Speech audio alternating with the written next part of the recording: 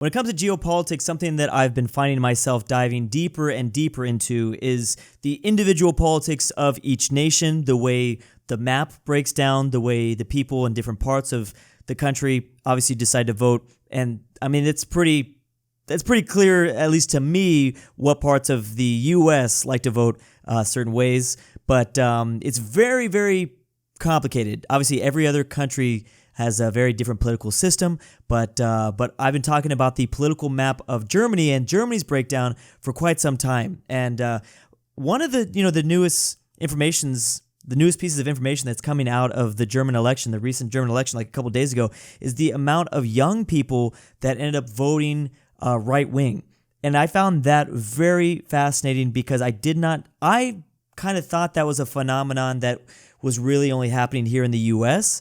I saw it a lot in 2024, and I was thinking about it, and it was definitely in the back of my mind. But I'm like, okay, this is just, I don't know, something that's going on in the U.S., some American culture thing. But to see that also replay in Germany, that was really surprising, and it made me ask myself, like, why do I think that is?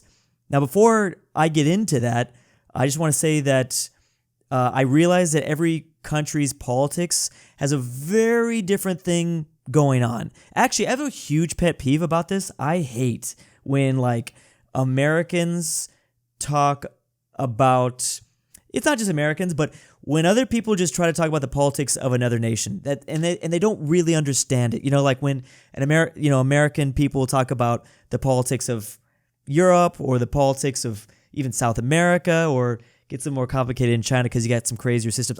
Because it's just like, man, you have no idea what you're talking about. Like, there's so many people that have no idea. They look at the lens. A lot of Americans do this. They look at the lens of politics in their eyes, and they try to just put that way of thinking onto a nation like, in this case, Germany. And it's just like that. They are dealing with a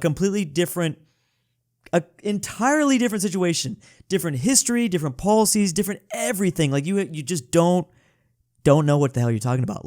So I really don't and it's funny because I think the U.S. media love to get Americans talking like we have any idea what we're talking about when it comes to another country's politics. They love to get that started when it's like, bro, stop. It's so cringe to me. But regardless, so I realize that Germany has a completely different situation going on.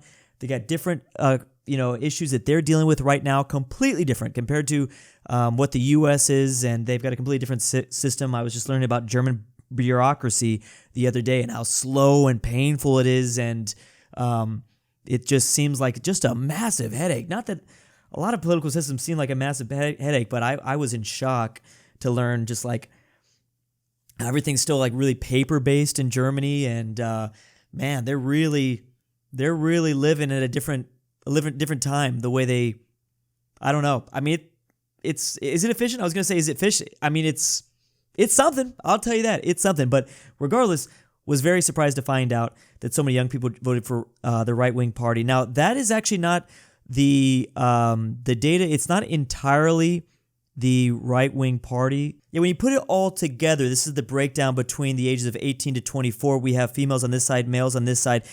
They still voted for this left-wing party. However, I mean, obviously everyone's talking about the gender gap, and there was still a lot of females that voted for the right-wing party, the AfD, in this situation. So, this has been on a lot of people's minds, and not too long ago, everyone was talking about this, the gender gap that was going on between young people, and this is kind of unheard of, and I kind of went back to my own, my own days when I was a young person. I'm not a young person anymore. I wouldn't describe myself as that, but I was in high school during the 2008 election, so that was Barack Obama's change election, and obviously, I remember that pretty clearly because I remember being in I was very lucky because that was the year that I took a U.S. Government class, so we were talking a lot about that election at this time, and I remember he pretty much just asked the class, my teacher at the time, if you want to show support for a certain candidate, raise your hand,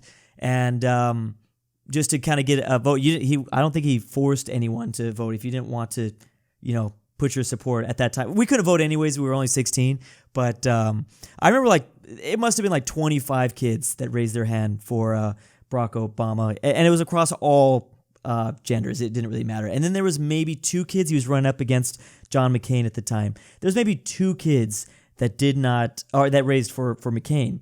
And it felt like that throughout the entire school. It felt like that everywhere. And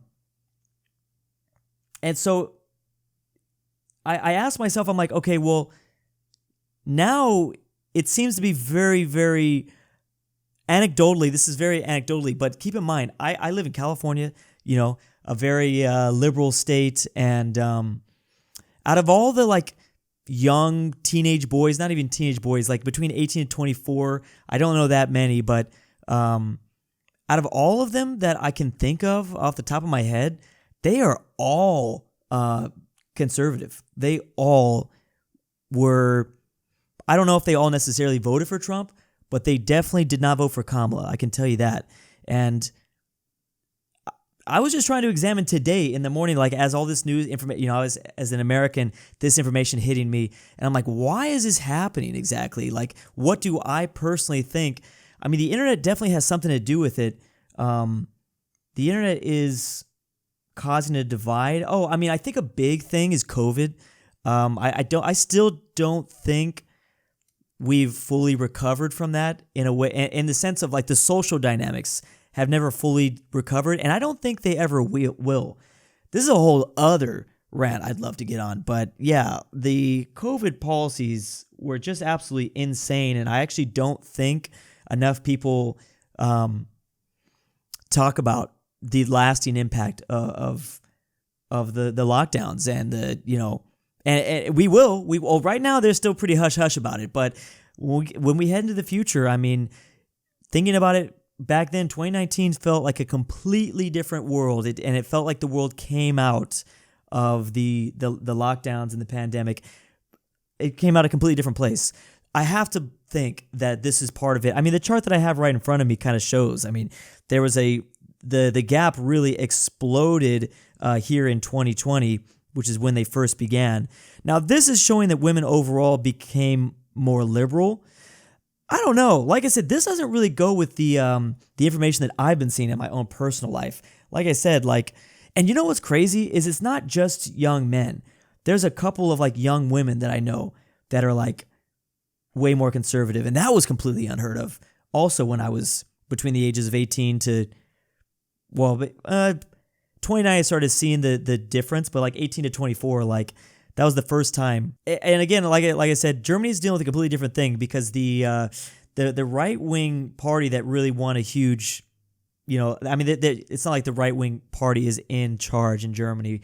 They have like a multi-party system, but the side that they won of Germany is the East Germany side. So that's obviously often talked about, where it's a lot, it's formerly under the Iron Curtain. It was formerly a communist area. So again, I want to preface that they have probably something completely different going on, but I still think it drew really interesting connections back to the U.S. And I bet you it's not just happening in the U.S. I mean, it's happening all over the world in a lot of westernized countries. Something that pops into my head is like the 4B movement out of Korea. I hear a lot of talk about that, where women are refusing to date and get married and have kids and all that. That is also a very different situation that's going on, but there seems to very clearly be a gender divide. And I think what is interesting, I think a lot of people really focus on this so people try to downplay this information about all the young men that are voting more and more right wing. The thing is that this is not really seen, and we don't really have a lot of information about this, about what happens in the past, because typically speaking, you start off liberal, and then as you get older, you become more and more conservative. Well, what's going to happen to them, to this new, younger right wing? Did they stay conservative, or do they flip back? It's uncharted territory, and I think that's why a lot of people that kind of study demographics are very curious about what happens to them. Do they have the opposite effect that happens to them, where if you start off, like I said, if you start off liberal, you become more and more conservative? Well, are all these conservative young men and women going to, start conservative and then go back to liberal? I guess that's possible, but I think sometimes when I ask some of the younger men what they think how they think this happened. I mean, part of it is just I think they feel like they were shoved out. They were maybe shoved out. Maybe they were left before, or they were. I think a lot of them did. I think they still lean towards the left in the very beginning. I mean, I didn't really start becoming political until I was like 16, maybe. And it sounds like to me, anecdotally, a lot of these kids, like, they do kind of start off in the. I mean, you don't really know what's going on. You don't really care that much. You probably start getting funneled down, going into more of like a left idea, and then something happens along the way. And I think in my theory is that some of these kids are just being pushed away for being whatever, for making a bad joke, for making an off-colored, whatever. I mean, that's the sad thing, especially when I see like that stuff happen with kids. Bro, like the way like the whole world is like watching your every move. Like, thank God people did not watch my every move back when I was in high school. Like, you're gonna make a mistake as a kid. And I think that we increasingly live in a world where you're not allowed to make any mistakes. And that's so sad because a lot of teenagers do. And then they get outcasted. And I think that's exactly what's going on. Because we now live in a culture where you cannot make a mistake in the eyes of some people. And again, maybe this is not a majority of people on the left, but all it takes is like one. Really, all it takes is like one to be like, oh, how dare you do that? I'm going to blast you on social media, or I'm going to, put out to the whole school that not to be friends with you because you did this thing and yada, yada, yada. And that, like, for years can send them down basically the opposite path. And that is, I think, at its core, what could be happening. It's COVID and just, like, kids unable to make mistakes anymore, which I've always had a soft spot for, because I know that, like, when I was a kid, I was so stupid. I know what was going on.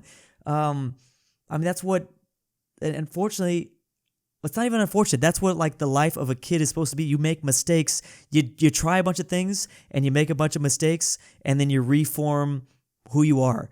And it's just sad because you're not able to do that anymore, partially because of social media, partially because of people, and everything's filmed, social media, Snapchat, everything goes out there so fast.